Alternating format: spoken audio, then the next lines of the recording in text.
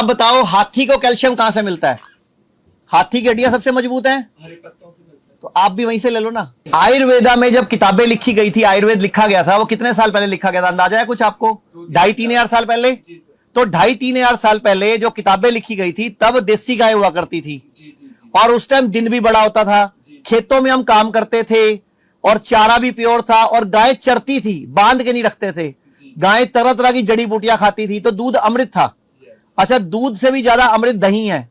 अब मैं आपसे एक सवाल पूछता हूं, गाय पर कहावत है, गाय हमारी, और भैंस पे क्या, अकल बड़ी के गई भैंस, काला अक्षर जिसकी लाठी, भैंस के आगे। ये कहावतें किसने बनाई और क्यों बनाई? इशारे इशारे में आपके पूर्वजों ने क्या कहा कि भैंस काली है, दिमाग खराब है, इसकी बेबुद्धि है, इसका दूध मत पीना। मैं आपको कई उदाहरण दे सकता हूं कि भैंस का दूध पीने लायक नहीं है। पूरी दुनिया में 205 देश हैं। पूरी दुनिया में कितने देश हैं? 205। 205 में भैंस का दूध कितने देश पीते हैं? एक इंडिया, नंबर 2 पे श्रीलंका, नंबर 3 पे पाकिस्तान। इसके अलावा कोई नहीं पीता, और डेनमार्क वाले नहीं पीते। अच्छा, आप बताओ पूरी दुनिया में सबसे हड्डियों की बीमारियां कौन सी स्टेट, कौन से देश में है? हाँ जी, भारत में, और डेनमार्क में, और फिनलैंड में। और तीनों देशों में दूध बड़ा भयंकर इस्तेमाल होता है। और पूरी दुनिया में कौन से देश है जहां हड्डियों की बीमारियां सबसे कम है? बताओ, हड्डियों की बीमारियां पूरी दुनिया में सबसे कम कहां है? बताओ बताओ जल्दी, पढ़े लिखे बैठे सारे। पूरी दुनिया में सबसे कम हड्डियों की बीमारी कहां है? थाईलैंड में और वियतनाम में। और इन दोनों देशों में दुनिया में सबसे कम दूध पिया जाता है। तो फिर आपके सामने है, हाथी वाला काम करो। अच्छा चलो, हाथी क्या खाता है वो छोड़ देते हैं। गैंडा क्या खाता है? गैंडे की हड्डियां भी तो मजबूत होती हैं। गैंडा क्या खाता है?